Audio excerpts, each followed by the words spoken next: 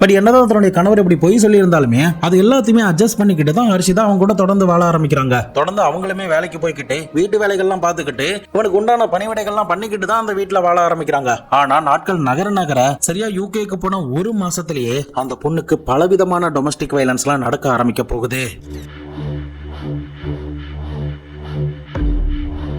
தொடர்ந்து அந்த பொண்ணை போட்டு அடிக்கிறது, கண்ணா பின்னான்னு உதைக்கிறது, அந்த பொண்ணு சம்பாத்தியம், அந்த பொண்ணுடைய பேங்க் அக்கௌண்ட் எல்லாத்தையுமே தன்னுடைய கண்ட்ரோல்ல எடுத்துக்கிறது, தான் யார்கிட்ட சொல்றனோ அவங்க கிட்ட மட்டும்தான் பேசணும், நீயா வெளியில யார்கிட்டயுமே பேசக்கூடாது, யாரையும் போய் மீட் பண்ணக்கூடாது, ஏன் முக்கியமா உன்னுடைய ஃபேமிலி கிட்ட கூட நான் சொல்லிதான் நீ பேசணும் அப்படின்ற மாதிரி ஒட்டுமொத்தமா இந்த ஹர்ஷிதாவை கண்ட்ரோல் பண்ண ஆரம்பிக்கிறான். ஏன்னா இந்த பங்கஜோடைய முழு டீட்டெயிலையும் இந்த ஹர்ஷிதாவுக்கு தெரிஞ்சிட்டதுனால முழுக்க ஹர்ஷிதாவை இவன் வெறுக்க ஆரம்பிச்சு அந்த பொண்ணை எப்படியாவது நம்முடைய கண்ட்ரோல்ல வைக்கணும் அப்படின்னு சொல்லிட்டு அந்த பொண்ணை அடிக்கிறது, உதைக்கிறது, மிரட்டுறதுன்னு பல சித்திரவதைகள், பல டார்ச்சர்கள் எல்லாமே அந்த பொண்ணுக்கு கொடுக்க ஆரம்பிக்கிறா.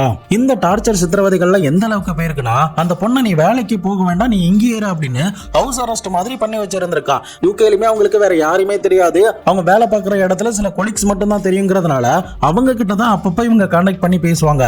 அப்படிதான் ஒரு நாள் இவனுடைய சித்திரவதைகள் அதிகரிச்சுக்கிட்டே போன நேரத்துல இவங்கிட்ட இருந்து தப்பிச்சு எஸ்கேப் ஆக பார்த்துருக்காங்க. அப்போ தெருன்னு கூட பார்க்காம அந்த பொண்ணை ரோட்லயே கண்ணாபின்னு அடிச்சு செவிலிய அறவிட்டு வீட்டுக்கு இழுத்துட்டு வந்திருக்கான். அதுக்கப்புறம் இவன் இல்லாத நேரத்துல ஒரு நாள் தன்னுடைய கொலிக்கிட்ட கால் பண்ணி நடந்த விஷயங்கள் எல்லாத்தையுமே சொல்லும் போது, நீங்க இனிமே அங்க இருக்க வேண்டாம், டைரக்டா கிளம்பி என்னுடைய வீட்டுக்கு வாங்க, நம்ம போலீஸ்ல போயிட்டு கம்ப்ளைண்ட் கொடுக்கலாம் அப்படின்னு சொல்றாங்க. அதன் அடிப்படையில இந்த ஹர்ஷிதா ஆகஸ்ட் 29, 2024 வாக்குல நார்த் ஆம்டன்ஷியர் அப்படின்ற போலீஸ் ஸ்டேஷன்ல போயிட்டு ஒரு கம்ப்ளைண்டா இவன் மேல பதிவு பண்ண ஆரம்பிக்கிறாங்க. அந்த கம்ப்ளைண்ட்ல இவன் பிசிக்கலி, மென்டலி, எமோஷனலி, ஃபைனான்சியலி, அதுவும் இல்லாம சொல்லி மேற்கொண்டு என்ன ஆர்டர் பண்ணி கண்ட்ரோல் பண்றான் அப்படின்ற மாதிரி பல எமோஷனல் டேமேஜ்லாம் பண்றான் அப்படின்ற மாதிரி அந்த கம்ப்ளைண்ட்ல டீடைலா அவங்க கைப்பட போலீஸ் கிட்ட எழுதி கொடுத்திருந்திருக்காங்க. இத பார்த்ததுமே போலீஸ் ஆபீசரும் இந்த விஷயத்தை சீரியஸா எடுத்துக்கிட்டு அவனை இமிடியேட்டா கைது பண்ணி இருந்திருக்காங்க. அதுக்கப்புறம் ஒரு சில நாட்கள்லயே அவனுக்கு பெயில் கிடைக்குது. ஆனா அந்த பெயில் கொடுக்கும்போது கூட